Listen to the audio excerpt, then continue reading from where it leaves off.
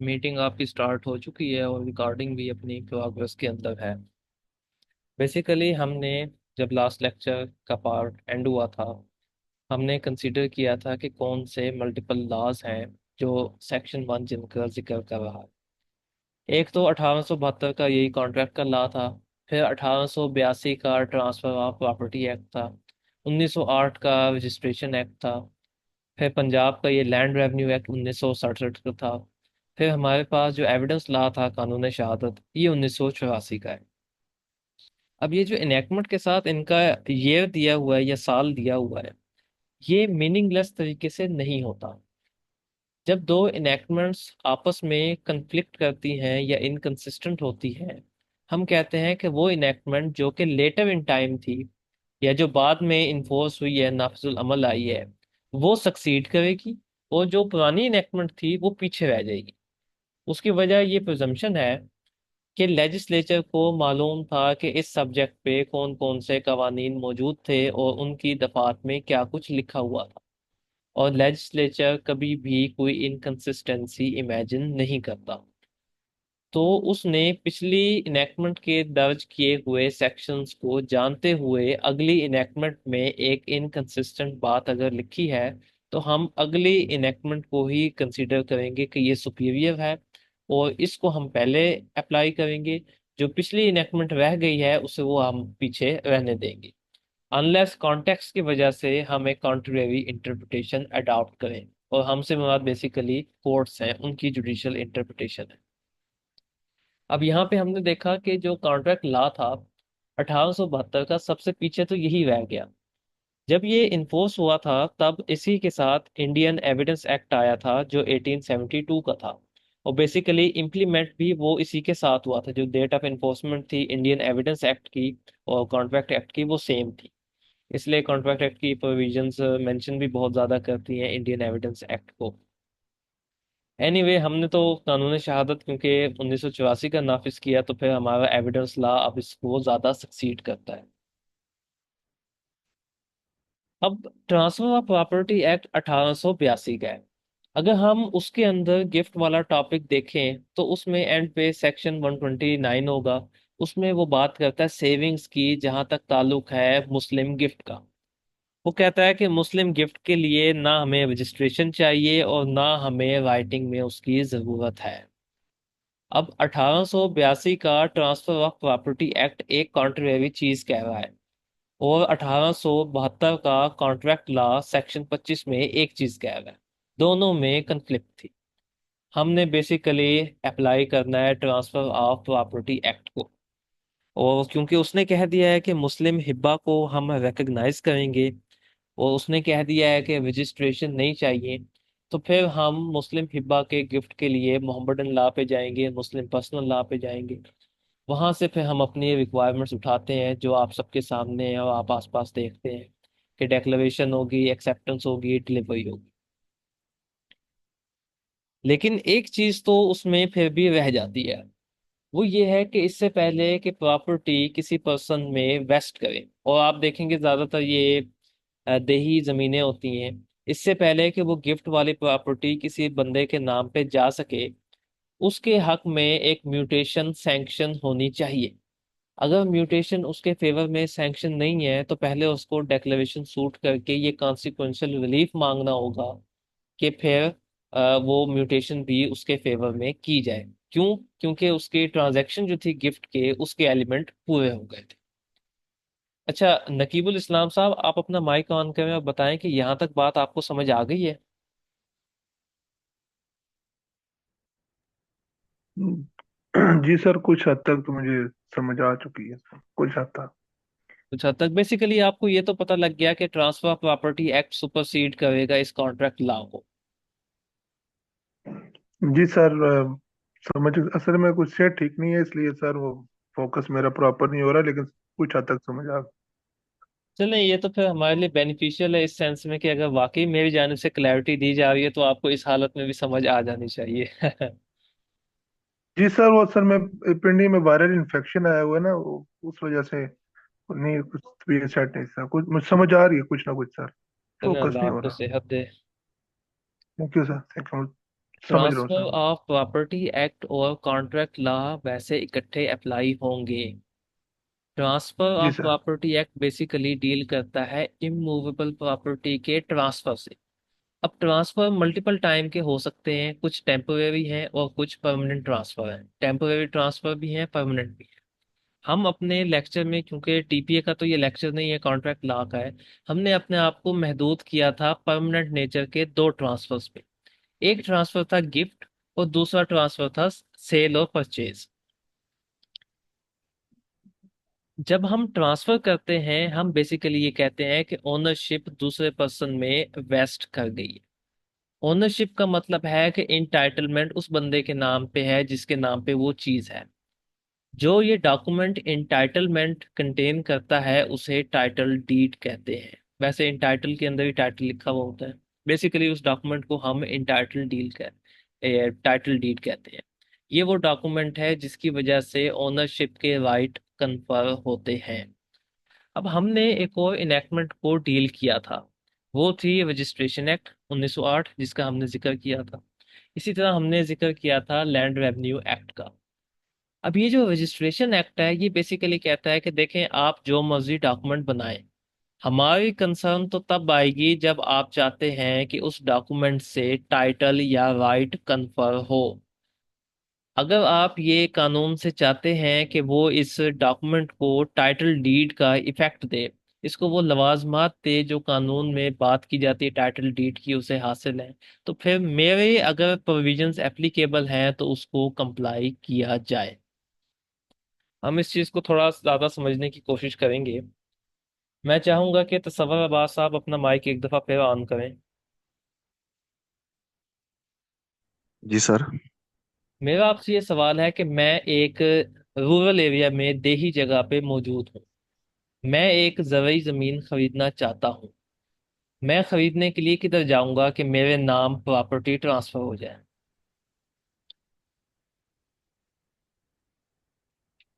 Sir जी पटवारी के पास जाना पड़ेगा फिर। जी, बेसिकली मुझे पटवारी के पास जाना पड़ेगा। पटवारी की जानिब से एक म्यूटेशन एंट्री की जाएगी। बाद में फिर वो म्यूटेशन एंट्री सैंक्शन होगी। म्यूटेशन एंट्री सैंक्शन होने के बाद मेरा नाम पीरियोडिकल रिकॉर्ड में आ जाएगा। ये है अगर मैं ज़रूरी ज़मीन जो कि इमूवेबल प्रॉपर्टी है वो अपने नाम कराना चाहता हूँ। अब तसव्वुर अब्बास साहब, आप अपना माइक ऑन करें और मुझे बताएं कि अगर मैं एक अर्बन एरिया में मौजूद हूं और मैं उस अर्बन एरिया की प्रॉपर्टी, शहर की सकनी जमीन अपने नाम ट्रांसफर करना चाहता हूं, मुझे किधर जाना होगा? इसके लिए रजिस्ट्रेशन करानी पड़ेगी, रजिस्ट्री जिसको कहते हैं। जी, मुझे बेसिकली रजिस्ट्रार के। रजिस्ट्रेशन ऑफिस में जाना होगा। वहां पे वो ओनर आएगा, उसकी फोटो बनेगी, उसका फिंगरप्रिंट लगेगा, फिर मेरे नाम ट्रांसफर होगी। अब ये चीज है जो प्रैक्टिस में आम मौजूद है। और हमारे सामने दो सेट ऑफ वेज मेथड मौजूद हैं डिपेंडिंग ऑन द प्रॉपर्टी। अगर तो मैंने गिफ्ट करना है एक ज़रूरी ज़मीन का, मैं पटवारी के पास जाऊंगा और म्यूटेशन सैंक्शन करूंगा। अगर मैंने वो करना है एक अर्बन जगह का, तो फिर मुझे रजिस्ट्रेशन ऑफिस जाना होगा। लेकिन जाहिर है क्योंकि रजिस्ट्रेशन एक्ट सुपरसीड करता है, ये मुमकिन है कि मैं ज़रूरी ज़मीन बजरिया रजिस्ट्री हासिल कर सकता हूँ। ये मुमकिन है मैं ज़रूरी ज़मीन बजरिया रजिस्ट्री हासिल कर लूँ। म्यूटेशन एंट्री उस रजिस्ट्री के इन अकॉर्डेंस हो जाएगी। लेकिन ये मुमकिन नहीं है कि मेरी जानिब से शहर की ज़मीन जो अर्बन एरिया में प्रॉपर्टी है वो बगैर रजिस्ट्री के हासिल हो। कोमल अजीम साहिबा, आप अपना माइक ऑन करें और मुझे बताएं कि यहाँ तक आपको बात समझ आ गई? जी सर, समझ आ गई है। जी, अब हम इसके रिलेटेड एक चीज कंसीडर करेंगे और मेरा आपसे बिल्कुल सादा सा सवाल है कोमल अजीम साहिबा, कि मैं चाहे जाऊं पटवारी के पास या कह लो रेवेन्यू दफ्तर, या मैं जाऊं रजिस्ट्रेशन ऑफिस, क्या मुझे अपनी ट्रांजैक्शन को इन राइटिंग रिड्यूस करना पड़ेगा? यस सर, इन राइटिंग ही होगा। इन राइटिंग होगा। अगर मैं कोई सौदा खरीदता हूँ, सब्जी खरीदता हूँ, क्या मुझे तब इन राइटिंग करना पड़ता है उस सौदे को? जी नहीं। जी नहीं, यानी कानून की रिक्वायरमेंट नहीं है।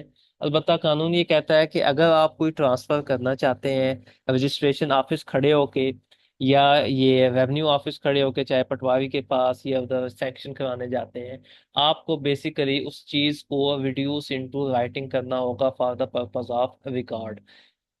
अब क्योंकि हमने इन राइटिंग किया है, हमारा एक और लॉ यहाँ पे एप्लीकेबल हो जाएगा, सिर्फ इसलिए कि इस ट्रांजैक्शन को हमें इन राइटिंग करना पड़ गया। और वो कानून है हमारा कानून शहादत 1984। अब आर्टिकल 17, ये वैसे आप एविडेंस लॉ में डील करेंगे और बहुत इंपॉर्टेंट प्रोविजन है, मैं बस एक पासिंग रेफरेंस दूंगा उसका। अब आर्टिकल यस 17 सर। ये कहता है कि अगर मैटर है फ्यूचर या फाइनेंशियल ऑब्लिगेशन का, फाइनेंशियल ऑब्लिगेशन इन्वॉल्व हो गई जब मेरी जानिब से वो सेल की कंसिडरेशन पे की गई, इसी तरह वो प्रॉपर्टी इन्वॉल्व हो गई जिसकी एक फाइनेंशियल या मॉनेटरी वैल्यू है, तो ये एक फाइनेंशियल ऑब्लिगेशन के जुमरे में आ गया। अब जैसे ही मैंने रिड्यूस इनटू राइटिंग किया, तो यहाँ पे आर्टिकल 17 कानून शहादत का अप्लाई हो। अब उस आर्टिकल 17 की मोस्ट इंटरेस्टिंग बात यह है कि वो ये नहीं कहता कि पार्टीज ने वॉलंटरली उसको रिड्यूस इनटू राइटिंग किया हो या वो बाय ऑपरेशन ऑफ लॉ हुआ हो। सेक्शन 17 ये कहता है कि देखें, इन राइटिंग हो जाए, चाहे ऑपरेशन ऑफ लॉ हो या पार्टीज की अपनी मर्जी हो। अब अगर वो अप्लाई हो गया और अब हमने जिस तरह देखा कि रजिस्ट्रेशन के लिए या म्यूटेशन सैंक्शन करने के लिए हमें इन राइटिंग करना पड़ा, तो आर्टिकल 17 उसी वक्त ही उसके ऊपर अप्लाई हो। अब उन लॉज की जो रिक्वायरमेंट थी कि देखो आप रजिस्ट्री के लिए आओ, देखो कि आप सैंक्शन कराने के लिए आओ म्यूटेशन, उसके लिए हम गए थे, उन्हें राइटिंग करना पड़ा, और जैसे ही राइटिंग किया आर्टिकल 17 अप्लाई हो गया। जब ये अप्लाई हुआ तो बेसिकली इसने कह दिया कि या तो दो गवाह लेके आओ मर्द, या फिर आप ऐसा करो कि दो खवातीन और एक मर्द, ये गवाह का क्राइटेरिया लेके आओ। अब यहाँ पे हमारे पास विटनेसेस की तादाद आ गई अपने कॉन्ट्रैक्ट में, सिर्फ इसलिए कि हम गिफ्ट का करना चाहते थे या हम सेल परचेज का करना चाहते थे, और वो रिलेट करता था इमूवेबल प्रॉपर्टी से। अब ये तमाम ट्रांजैक्शंस नहीं है। आर्टिकल 17 का जो सब आर्टिकल 2 है, वो कहता है कि ये अप्लाई नहीं होगा हदूद लॉज पे या स्पेशल लॉ पे। तो हदूद या स्पेशल लॉ अदरवाइज प्रोवाइड कर सकते हैं, हमें बता सकते हैं। अदरवाइज से ये मुराद है कि ये जो इसकी रिक्वायरमेंट है आर्टिकल 17 की, इससे वो हट के भी अपने प्रोसीजर रख सकते हैं। जब हम स्पेशल लॉ का जिक्र करते हैं, हम सिर्फ क्रिमिनल लॉ तक महदूद नहीं है, अगरचे स्पेशल लॉ से पहले उसने हदूद लॉ का जिक्र किया है। हम स्पेशल लॉ में जस्ट क्रिमिनल लॉ तक महदूद नहीं है, बल्कि सिविल लॉ भी इसमें शामिल है इन स्पेशल लॉज में। जो आपके डिफरेंट लॉज हैं, जिस तरह हम सपोज करते हैं मोटर व्हीकल ऑर्डिनेंस को, तो वहां पे ओनरशिप ट्रांसफर करने के लिए हमें दो गवाहान नहीं चाहिए, अगरचे वो भी एक डॉक्यूमेंट राइटिंग में चाहिए। ऑप्शनली अगर हम चाहें तो गवाह रख सकते हैं, लेकिन क्योंकि वो स्पेशल लॉ है, कानून शहादत 1984 का उसका ऊपर इतलाक नहीं होता। बेसिकली वो ओनर आता है, वो अपना बायोमेट्रिक वेरीफाई कराता है और ट्रांसफर हो जाती है ओनरशिप उस मोटर व्हीकल की। क्यूएसओ अप्लाई नहीं होता क्योंकि वो स्पेशल लॉ है जो अदरवाइज प्रोवाइड करता है। तो ये जो स्पेशल लॉज थे हमारे रजिस्ट्रेशन या ये लैंड रेवेन्यू वाले, ये अदरवाइज भी प्रोवाइड कर सकते थे, लेकिन इन्होंने अदरवाइज हमें प्रोवाइड नहीं किया, बावजूद इसके कि ये हमारे स्पेशल लॉ। तो अभी हमने कहा कि आर्टिकल 17 अप्लाई हुआ, वो क्यों अप्लाई हुआ? क्योंकि राइटिंग में आ गया। जब वो आ गया तो हमें गवाह चाहिए दो। अब यहाँ पे जो बात है समझने वाली, और जिसको हम अब समझने की कोशिश करेंगे, वो ये है कि जब हम बात कर रहे हैं रजिस्ट्रेशन लॉ के कॉन्टेक्स्ट में, या हम बात कर रहे हैं रेवेन्यू लॉ के कॉन्टेक्स्ट में म्यूटेशन सैंक्शन करने के लिए, हम बेसिकली उस डॉक्यूमेंट की बात कर रहे हैं जो कि टाइटल डीड है। और टाइटल डीड से हमारा मुराद ये है कि कोई राइट या कोई टाइटल कंफर होता हो। अब इस पॉइंट पे मैं चाहूंगा कि नकीबुल इस्लाम साहब दोबारा अपना माइक ऑन करें। जी सर। हमारे पास दो किस्म के डॉक्यूमेंट हैं जहां तक कॉन्ट्रैक्ट ऑफ परचेज का ताल्लुक है। एक डॉक्यूमेंट जी सर। कहलाता है एग्रीमेंट टू सेल और एक कहलाता है सेल डीड। हमें ये बताएं कि दोनों में क्या डिफरेंस है। सर दोनों में बहुत डिफरेंस है। सर एक एक जो है वो हमारा रजिस्टर्ड डॉक्यूमेंट है जो सेल डीड है, और दूसरा जो है वो जस्ट जो हमारी जो एग्रीमेंट है या कॉन्ट्रैक्ट है उसकी एग्जीक्यूशन हुई है, और जिसमें आगे सर अमल दरामद मजीद होना है। जो उसका जो प्रोसेस होना है, जब उसका प्रोसेस कंप्लीट हो जाता है, रजिस्टर्ड हो जाती है अंडर रजिस्ट्रेशन एक्ट के, फिर वो सेल डीड का जो है वो उसको हम कहेंगे फिर। आप कहना चाहते हैं कि अगर मैं म्यूटेशन सैंक्शन कराता हूं तो फिर मुझे रजिस्ट्री चाहिए। सर वो तो ऑब्वियसली एक है प्रोसीजर कि जब म्यूटेशन के बाद रजिस्ट्री होगी तो वो मेरे पास टाइटल डॉक्यूमेंट होगा। अलबत्ता सिर्फ म्यूटेशन मेरा टाइटल डॉक्यूमेंट नहीं है। वो पीरियोडिकल रिकॉर्ड है ना। जी सर। अच्छा, आपने थोड़ा सा दरमियान में एडिशंस कर दिए हैं। मैं इसको दोबारा पूछता हूँ, इस दफ़ा कोशिश करता हूँ कि आपको अपने एक्चुअल आंसर की तरफ लीड करते हैं। क्या जी हम ये सर। कह सकते हैं कि जब हम एग्रीमेंट टू सेल करते हैं कंसिडरेशन के पर्सपेक्टिव से, फ्यूचर कंसिडरेशन अभी बाकी है।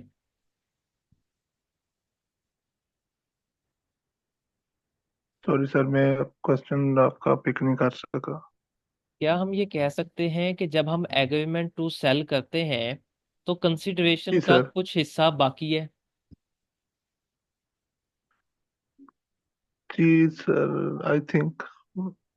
जी हम कह सकते हैं, क्योंकि जो कंसिडरेशन का हिस्सा बाकी है हम उसे फ्यूचर कंसिडरेशन कहेंगे। जी सर।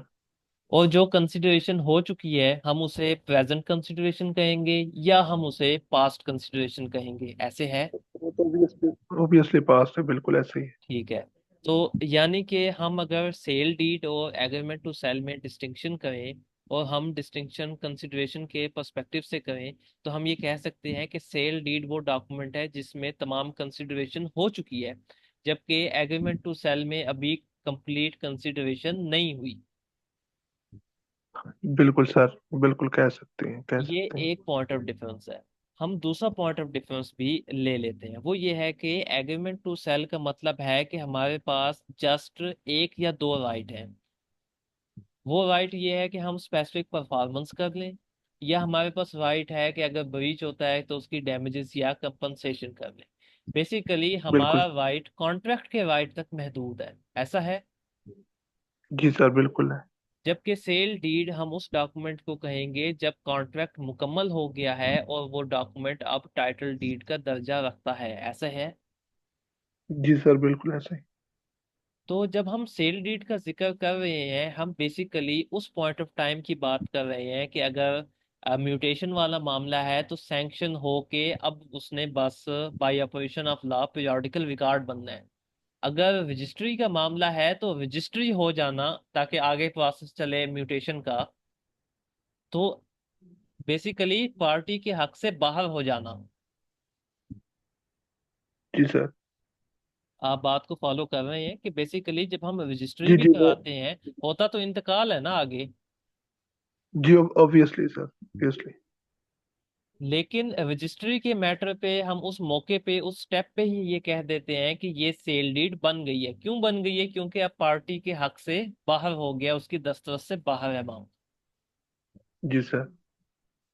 तो जब हम सैंक्शन की बात कर रहे हैं म्यूटेशन, वो भी तो पार्टी की बस से बाहर हो गया।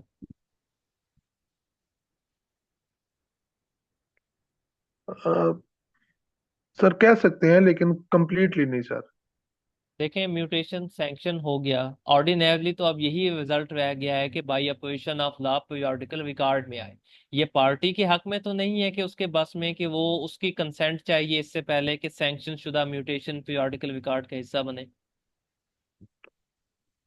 बिल्कुल सर, उसके कंसेंट में नहीं है, अलबत्ता सर देखें, बहुत दफा बाय ऐसे भी। Suit by suit by litigation challenge करना एक अलग बात है। मैं फिलहाल ये नहीं पॉइंट सर। एम्फसाइज करना चाह रहा हूँ कि आगे किसी प्राइवेट पार्टी का तो कोई काम नहीं है ना बेचने वाले का। सर इसमें मैं मजीद एडिशन एक चीज करना चाहता हूँ सर, है तो नहीं है, लेकिन बहुत दफा देखा गया कि अभी तक वो पीरियडिक का रिकॉर्ड का हिस्सा नहीं बनता, तो लेकिन जो प्रीवियस जो है वो उनका जो इंतकालात वगैरह होते हैं सर, वो जिस तरह भी करके वो निकलवा कर वो मजीद आगे किसी सेकंड पर्सन को भी वो फरोख्त कर देते हैं। अच्छा, वो एक अलग डिस्कशन है, उसके अंदर मैं जाना नहीं चाहता। फिलहाल मैं आपसे ये बात करना चाह रहा हूँ कि क्या आपको पॉइंट ऑफ डिस्टिंक्शन क्लियर हो गया एग्रीमेंट टू सेल का और जी सेल सर, डीड जी का? सर, जी सर, जी सर, जी सर, जी सर, अब इसमें अब बिल्कुल सर। मोस्ट अमेजिंग बात यह है कि जो हमने बात की आर्टिकल 17 की एप्लीकेशन की, वो तो इसका मतलब है हमने सेल डीड के तनाजुर में बात की। आर्टिकल आर्टिकल 17 की सर। जी, कानून शहादत के जो दो गवाह थे, हमने तो वो बात की सेल डीड के तनाजुर में। हमने एग्रीमेंट टू सेल के तनाजुर में तो बात की ही नहीं।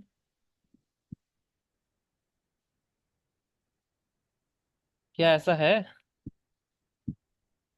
सर मेरी सर अंडरस्टैंड नहीं कर पा रहा, सॉरी। अच्छा अच्छा, ये बताएं, आपसे सादा सवाल करते हैं कि आपको ये समझ आ गई कि जब हम रजिस्ट्रेशन ऑफिस जाते हैं हमें राइटिंग में करना पड़ गया? जी सर। आपको ये समझ आ गई कि जब हमें राइटिंग में करना पड़ गया, साथ ही हमारा कानून शहादत अप्लाई हो गया, जिस वजह से दो गवाह भी हमें चाहिए हो गए? बिल्कुल सर, ऐसा ही है। लेकिन ये तो हमने बात की रजिस्ट्रेशन के कॉन्टेक्स्ट में या सेल डीड के कॉन्टेक्स्ट में, एग्रीमेंट टू सेल की तो नहीं हमने बात की। जी सर। तो मेरा आपसे ये सवाल है कि चलें सेल डीड के पॉइंट पे, या जब हम रजिस्ट्रेशन ऑफिस थे या म्यूटेशन सैंक्शन करा रहे थे, उस वक्त तो चलो कानून शहादत ने कह दिया कि दो गवाह होने चाहिए। एग्रीमेंट टू सेल में हम दो गवाह क्यों रख रहे हैं? सर एग्रीमेंट टू सेल में दो गवाह क्यों रख रहे हैं? सर ये भी सर कानूनी शहादत में है आर्टिकल, सर मेरे जहन से नहीं निकल रहा, जहन में नहीं है, जिसमें सर उसके कंटेंट साबित करने के लिए दो उसमें जो है वो गवाह होना जरूरी है। शायद आर्टिकल 80 है। 79 है वो। 79 है सर या 80 है, पता नहीं। 79 है जिसका आप जिक्र कर रहे हैं। अच्छा, आप अपना माइक म्यूट करें। मैं चाहूंगा थैंक यू कि सर। कोमल अजीम साहिबा अपना माइक ऑन करें। जी सर। मुझे ये बताएं कि आपको ये बात समझ आ गई है कि जब हम रजिस्ट्रेशन ऑफिस में दो गवाहों की बात करते हैं, हम कानून शहादत के आर्टिकल 17 की वजह से करते हैं? यस सर, आर्टिकल 17 के तहत फ्यूचर की जो फाइनेंशियल ऑब्लिगेशन के तहत वो जो दो विटनेस का होना लाजम है। जी, हमने यानी कि ये बात की सेल डीड के तनाजुर में, ये बात भी आपको समझ आ गई? जी जी। सेल डीड और एग्रीमेंट टू सेल का भी आपको पता लग गया? जी सर। एग्रीमेंट टू सेल में हमने ये कहा कि जस्ट ये राइट है कि या तो उस कॉन्ट्रैक्ट को इन्फोर्स करें, या फिर उसके ब्रीच का कोई डैमेज है, कोई कंपनसेशन है, वो लें, ऐसे है। Yes sir. यानी लिमिटेड राइट है एग्रीमेंट टू सेल में। यस सर, तो लिमिटेड फिर मेरा राइट्स। सवाल ये था कि उसमें दो गवाह हमें क्यों चाहिए?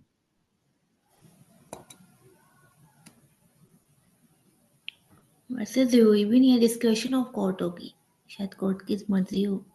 अब देखें, पार्टी जहां पे भी जाती है इस कॉन्ट्रैक्ट में या गिफ्ट ट्रांजैक्शन में, वो तो कहती है हम्म। हमारे ये दो गवाह हैं। तो क्या कानून हम्म। में कह रहा है कि दो गवाह हों?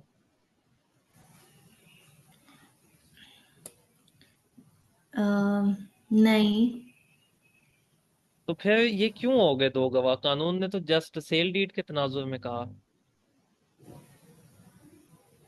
सर हो सकता है वो अपने एग्रीमेंट को मजबूत करना चाहते होंगे, लाइक मतलब अम, अब यहाँ ताकि पे उसमें चलें, यहाँ पे सवाल ये है कि गवाह होता कौन है, विटनेस टेस्ट और गवाह क्यों कहते हैं उसे?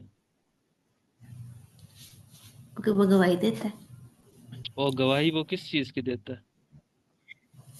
फैक्ट्स, जो फैक्ट्स की गवाही देता है ना, डिस्क्लोज जो भी फैक्ट्स होते हैं, एज होते हैं। अच्छा चलें, ये बताएं कि टोटल टाइम कितना रहता है लेक्चर का? हम्म, 9:15 पे क्लास होने लगी थी। सर 10 मिनट रहते हैं ना, 9-10 तक की क्लास। 10 मिनट है। यस। ओहो, चलें कोई नहीं। अच्छा कोमल अजीम साहिबा, ये स्क्रीन पे आपको हाईलाइटेड पोर्शन शो हो रहा होगा। Yes sir. ये बेसिकली अटेस्टेशन की डेफिनेशन है ट्रांसफर ऑफ प्रॉपर्टी एक्ट में, जो इस जजमेंट में इन्होंने कोट की हुई। जब हम किसी इमूवेबल प्रॉपर्टी के विटनेस की बात करते हैं तो हमें ट्रांसफर ऑफ प्रॉपर्टी एक्ट के क्राइटेरिया को पूरा करना होता है। जी। अब ट्रांसफर ऑफ प्रॉपर्टी एक्ट तादाद नहीं देता, तादाद आई है कानून शहादत की वजह से। हम्म। मैं आपसे ये रिक्वेस्ट करता हूँ कि आप इस हाईलाइटेड पोर्शन को एक दफ़ा रीड आउट करें। Attestation in relation to instrument means attested by two or more witnesses, each of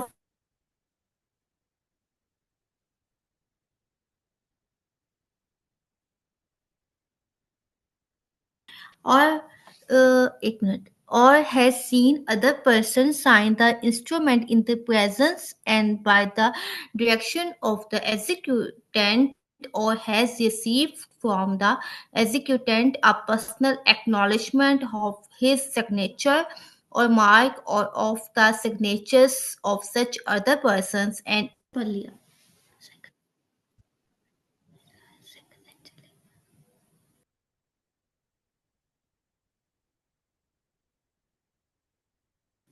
sir आप आगे हैं?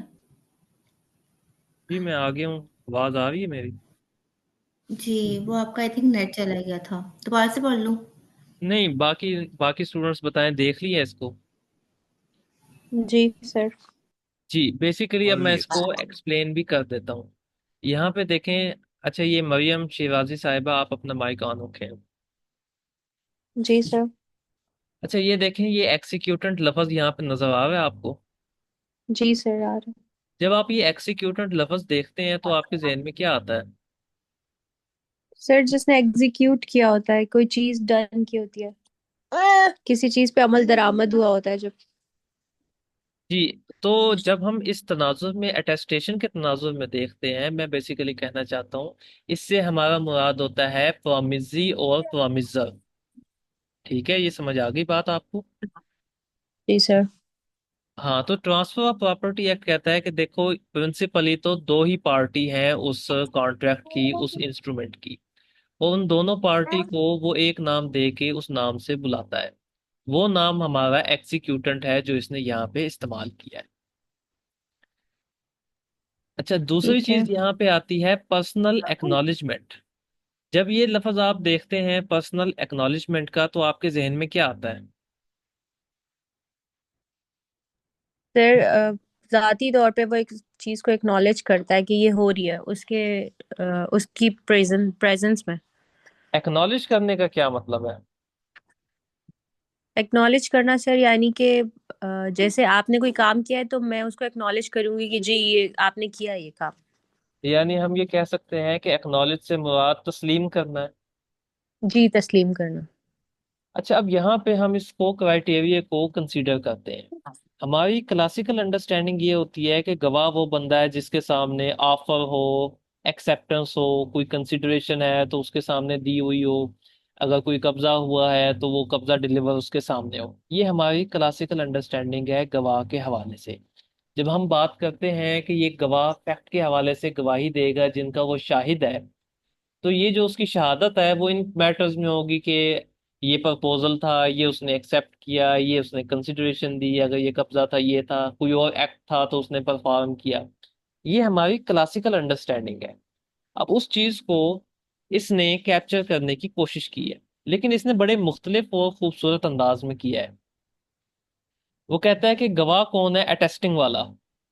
वो कहता है कि गवाह वो है जिसने पार्टी को देखा है कि उसने उस डॉक्यूमेंट को, इंस्ट्रूमेंट से मुराद डॉक्यूमेंट इन राइटिंग है, उसने उस डॉक्यूमेंट को साइन किया हो या अपना अंगूठा लगा दिया हो। ये भी वेरी सिंपल क्लासिकल बात है। हम अपने दावाजात में या जजमेंट्स में बात करते हैं कि फलां आदमी ने फलां के सामने उस पे साइन किए, फलां ने फलां के सामने अंगूठा लगाया। या वो कहता है कि उसने किसी और बंदे को देखा जिसने उस असल पार्टी के कहने पे वो साइन और अंगूठे लिए उसके बिहाफ पे। हम्म, ये हमारी दूसरी क्लासिकल अंडरस्टैंडिंग है कि चलो वो जो ओरिजिनल पार्टी थी उसके बिहाफ पे कोई पर्सन आ गया। तीसरी चीज वो ये कहता है कि बड़ी इंपॉर्टेंट है कि उसने रिसीव की उस पार्टी से एक पर्सनल एक्नॉलेजमेंट। किस चीज की? कि ये सिग्नेचर, यानी कि हमारा वो बंदा भी अटेस्टिंग विटनेस है जिसके सामने ओरिजिनल पार्टी उस इंस्ट्रूमेंट के रेफरेंस से ये कहती है कि देखो, मैंने तुम्हारे सामने दस्तखत नहीं किए, मैंने तुम्हारे सामने अंगूठा नहीं लगाए, लेकिन तुम मेरे हम्म, सामने बतौर गवाह मौजूद हो। मैं तुम्हें बताता हूं कि ये मेरा ही साइन अंगूठा है। अब तुम इस इंस्ट्रूमेंट पे बतौर गवाह अपना साइन अंगूठा लगा दो। तो पर्सनल एक्नॉलेजमेंट से मुराद मानना है कि ये मेरा साइन अंगूठा है इस इंस्ट्रूमेंट पे। साइन अंगूठा है तो इसका मतलब वो उसका एक्सिक्यूटेंट है कि उसने उसके ऊपर इम्प्लीमेंट किया है। अब गवाह के लिए क्या जरूरी है? गवाह के लिए ये लास्ट पोर्शन जरूरी है कि उसने ओरिजिनल पार्टी के सामने उसकी प्रेजेंस के अंदर साइन किया है इंस्ट्रूमेंट को। अगर उसने गवाह के तौर पे किया है तो वो अटेस्टिंग है। अगर उसने किसी और कैपेसिटी में किया है, लेट अस सपोज हम कहते हैं कि उसने बतौर स्टाम्प वेंडर अपना स्टैंप लगाया है और साइन किया है, तो वो अटेस्टिंग के क्राइटेरिया में नहीं आता। अगर एक स्क्राइब था बंदा या जिसने उसके ऊपर रिटन पीस लिखा है पार्टी की डिक्टेशन पे, और बतौर स्क्राइब उस पे दस्तखत किए कि देखो मैं स्क्राइब था, ये मेरे स्टैंप लगी हुई है और ये मेरा नंबर है, अगर किसी और ने मुझे लिखावी के तौर पे रखना है, तो वो भी हमारे अटेस्टिंग के क्राइटेरिया में फॉल नहीं करता। अब ये चल तू चल। अटेस्टिंग की जो डेफिनेशन है, ये हमारी क्लासिकल अंडरस्टैंडिंग को चेंज कर देती है, क्योंकि इसने कहा है बेसिकली हमारे सामने उसका साइन करना जरूरी नहीं है। ये काफी है अगर हमारे सामने वो मानता हो कि ये मैंने साइन किए थे, और फिर हम उसके सामने उसके ऊपर साइन कर दे एज अ विटनेस। जी मरियम शिराजी साहिबा, आप बताएं क्या ये बात आपको समझ आ गई है? जी सर। अच्छा, आप अपना माइक बंद करें। कोमल अजीम साहिबा, आप बताएं आपको ये बात समझ आ गई है? जी सर, समझ आ गई है। अब इसमें फिर हम अगली बात करते हैं। जब हम बात करते सर हैं, सर इसी विटनेस को मार्जिनल विटनेस कहते हैं। जी उसने एक पेज के बेसिकली मार्जिन के ऊपर दस्तखत किए होते हैं। सर वो ये जो है आर्टिकल क्यूबेसो का, ये मार्जिनल विटनेस इसी को कहते हैं ना, ये जिसकी ये जी इसी सारी को बात है। कहते हैं, पेज के मार्जिन पे उन्होंने बेसिकली दस्तखत किए होते हैं, इस वजह से लफ्ज मार्जिन आया है। ये बेसिकली इस जजमेंट में इन्होंने पूरा इकरारनामा कोट किया हुआ है। अब ये देखें, ये पेज के एंड जी के सर। ऊपर मार्जिन के ऊपर ये दो गवाह शुद्ध है, नजर आ रहे हैं आपको? जी सर। ये पेज के मार्जिन पे इनके दस्तखत हो गए, ये मार्जिनल विटनेस है। जी सर। ये टर्म वैसे किसी स्टैट्यूटरी लॉ में इस्तेमाल नहीं हुई, लेकिन वैसे हमारी जानिब से इन प्रैक्टिस यूज है कि देखें इसने पेज के मार्जिन पे दस्तखत किए, ये हमारा मार्जिनल विटनेस है। जी अच्छा, हम ये बात कर रहे थे कि हमने सेल डीड में तो देख लिया कि हमारे दो गवाह डाल दिए कानूनी शहादत ने। जब हम एग्रीमेंट टू सेल के गवाहों की बात करते हैं, तो बेसिकली हम ये कहते हैं कि ये वो बंदा है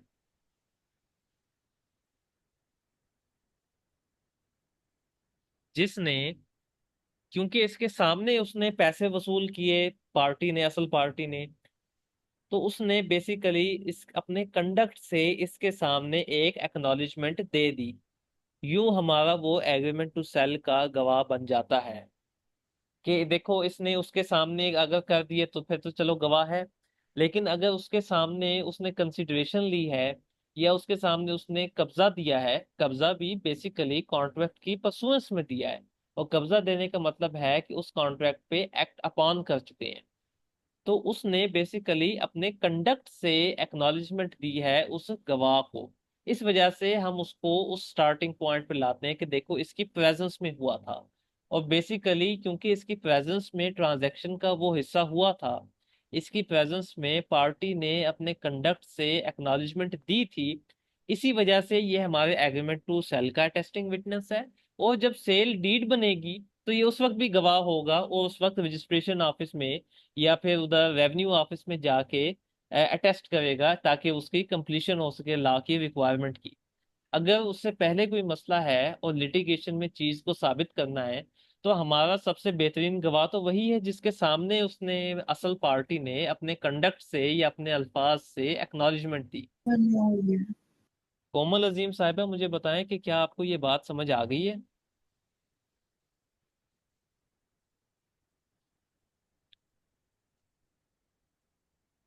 अच्छा चलें, कोमल अजीम साहिबा अभी ऑक्युपाइड है। तसव्वुर अब्बास साहब, आप अपना माइक ऑन करें और बताएं कि क्या आपको समझ आ गई है? जी सर, आ गई है। क्या आपको इस कंसेप्ट के बारे में कि ये अटेस्टिंग विटनेस कौन है और ये क्यों हमने रखा, ये क्लैरिटी आ गई है? जी जी सर, आ गई है।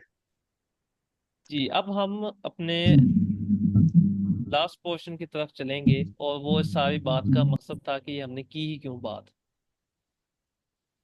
और वो था हमारा सेक्शन 10, क्योंकि ये रह गया था। अब वो कहता है कि कॉन्ट्रैक्ट एक्ट को कोई कंसर्न नहीं है